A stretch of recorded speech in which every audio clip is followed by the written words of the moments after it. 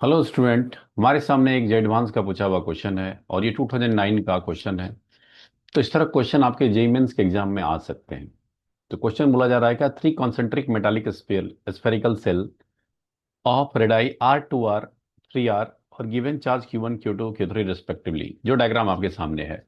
Okay, it is found that surface charge density, very important, surface charge density on the outer surface, very important, outer surface of the shell are equal, then ratio of charges क्या होगा, कौन सा option होगा, उसको हमें ढूंढना है। ठीक है, हमें आउटर सरफेस पे सरफेस चार्ज डेंसिटी इक्वल बोल रहा है, तो रेशियो ऑफ चार्जेस पे आपको कमेंट करना है।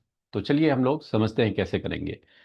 तो इनर सेल पे जो चार्ज है वो क्यू है, उसके वजह से इस सरफेस पे इंड्यूस चार्ज आएगा -Q1। और जो भी चार्ज हम सर देते हैं कंडक्टर पे, वो सरफेस पे एग्जिस्ट करता है, तो आउटर सरफेस पे आ जाएगा Q2 प्लस Q1। अब इस पे जितना है, इसके जो है इनर सरफेस पे जो आउटर है, मतलब लास्ट वाला सेल है, उसके इनर सरफेस पे जस्ट अपोजिट होगा चार्ज। और जो भी चार्ज हम सेल पे देते हैं वो सरफेस पे ट्रांसफर हो जाता है। तो चार्ज हो जाएगा कितना, Q2 प्लस Q1 आ जाएगा। ये हमारा क्या है, ये Q2 प्लस Q1 लिखा हूं मैं, ये this is minus of Q2 plus Q1 लिखा हूं। ओके, यहां तक तो क्लियर है। तो सरफेस चार्ज डेंसिटी अगर स्फीयर वन का लिखेंगे, S1 का सिग्मा सिग्मा लिखेंगे, तो वो चार्ज बाय एरिया, चार्ज उस पर Q1 है और एरिया लिखेंगे तो 4πr²। क्या मैं लिख सकता हूँ? ठीक है। और सरफेस चार्ज डेंसिटी स्फीयर, ये S1 स्फीयर, ये S2 स्फीयर, ये S3 स्फीयर, आउटर सरफेस पे चार्ज देखना है। तो S2 स्फीयर के आउटर सरफेस पे चार्ज कितना है, टोटल चार्ज है Q2 plus Q1, total charge है Q2, बट आउटर सरफेस पे चार्ज है Q2 प्लस Q1।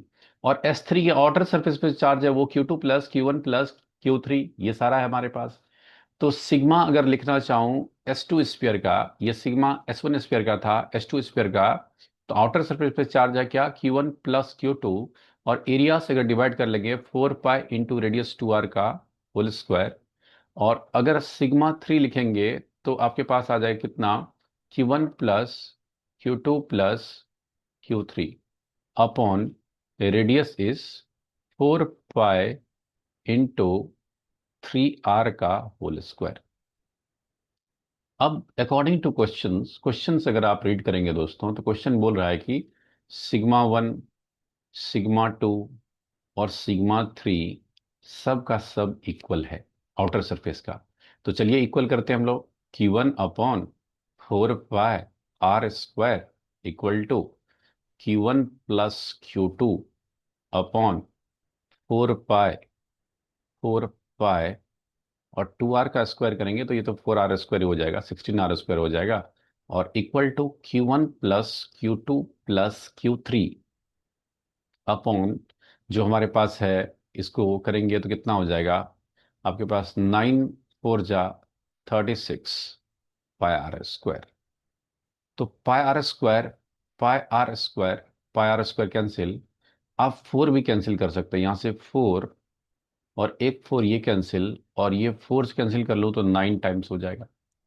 ठीक है, मतलब आपके पास आ जाएगा Q1 equal to Q1 plus Q2/4 equal to Q1 plus Q2 plus और Q3/9। क्या लिख सकता हूं मैं?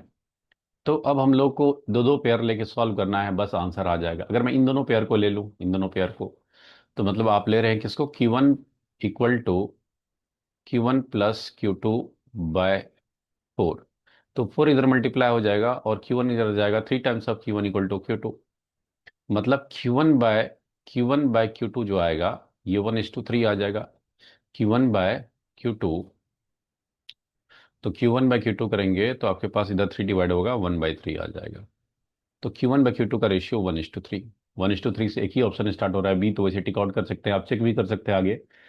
ठीक है, Q1, और हम लोग बोल सकते हैं अगर मैं इन दोनों का रेशियो ले लूं, इन दोनों का रेशियो ले लेते लास्ट वाले को, तो थोड़ा सा स्पेस अगर मैं बना लूं अगले पेज पे, चल ले लेते हैं हम लोग इसको।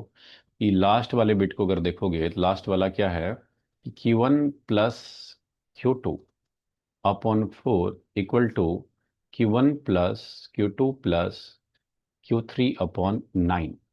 अगर क्रॉस मल्टीप्लाई कर देंगे, 9 times of Q1 plus 9 times of Q2, equal to 4 times of Q1 plus 4 times of Q2 plus 4 times of Q3। क्या मैं कर सकता हूँ? ठीक है sir.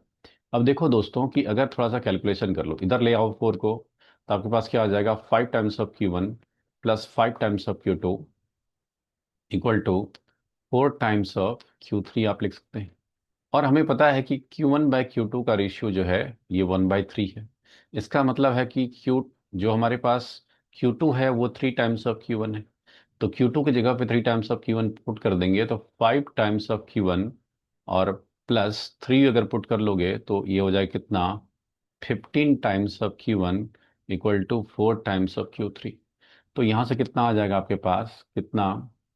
20 times of Q1 equal to 4 times of Q3।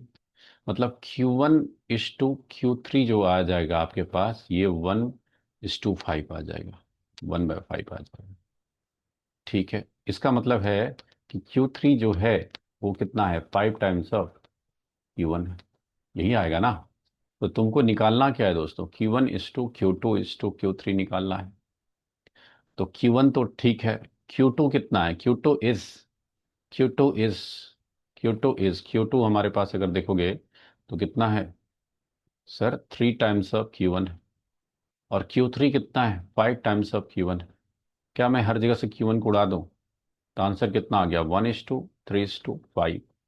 अगर ऑप्शंस की बात करूं, 1:3:5 एक ही ऑप्शन है, option B is correct answer.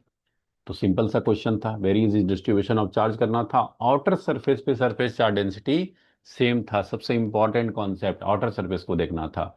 तो उम्मीद करूंगा कि ये क्वेश्चन आपको समझ में आया होगा। मिलते हैं अगले क्वेश्चन के साथ, तब तक के लिए बहुत बहुत धन्यवाद।